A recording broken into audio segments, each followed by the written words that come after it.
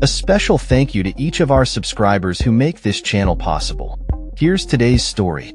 In an historic move that has sent shockwaves through the political landscape, President Trump has invoked a rarely used law to deploy 2,000 National Guard troops to Los Angeles. This decision marks the first time in 6 decades that a sitting president has exercised federal authority to send National Guard troops into a state without the consent of its governor.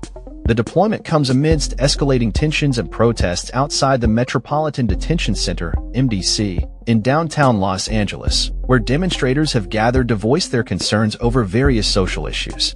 On June 8, 2025, the situation escalated dramatically as National Guard soldiers clashed with officers from the Department of Homeland Security, DHS, and demonstrators. Eyewitness accounts describe scenes of chaos as law enforcement attempted to disperse crowds, leading to confrontations that left many questioning the necessity and implications of the federal intervention.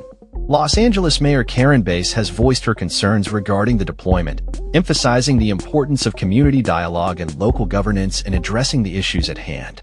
In a recent interview, Bass stated, "The decision to send in the National Guard without the state's approval undermines our local leadership and the trust of our communities. We need to find solutions through conversation, not confrontation."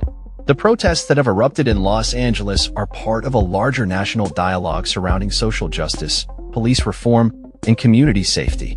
Many demonstrators are advocating for systemic changes, calling for accountability and transparency from law enforcement agencies.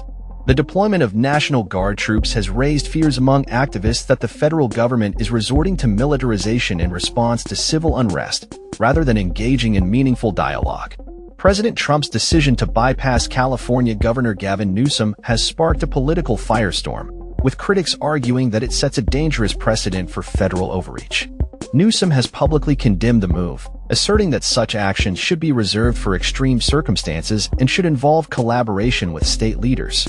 As the situation continues to unfold, many are left wondering about the long-term implications of this unprecedented federal intervention. The National Guard troops are set to remain in Los Angeles for 60 days, and their presence is likely to exacerbate tensions rather than alleviate them. Activists and community leaders are calling for peaceful protest and dialogue, urging the government to listen to the voices of the people rather than resorting to force. This clash between federal and state authority highlights the complexities of governance in times of crisis. As Los Angeles grapples with the implications of the National Guard's presence, the nation watches closely, aware that the outcomes of these events could shape the future of federal-state relations and the ongoing struggle for social justice across the country. In the coming weeks, the response from both the community and government officials will be crucial in determining the path forward. Will the federal government engage in constructive dialogue with local leaders, or will the deployment of troops signal a new era of increased militarization in response to civil unrest? Only time will tell as tensions remain high in the City of Angels. That's all for this story. We upload videos every day covering many different subjects, so hit that subscribe button to stay informed. Thanks for watching.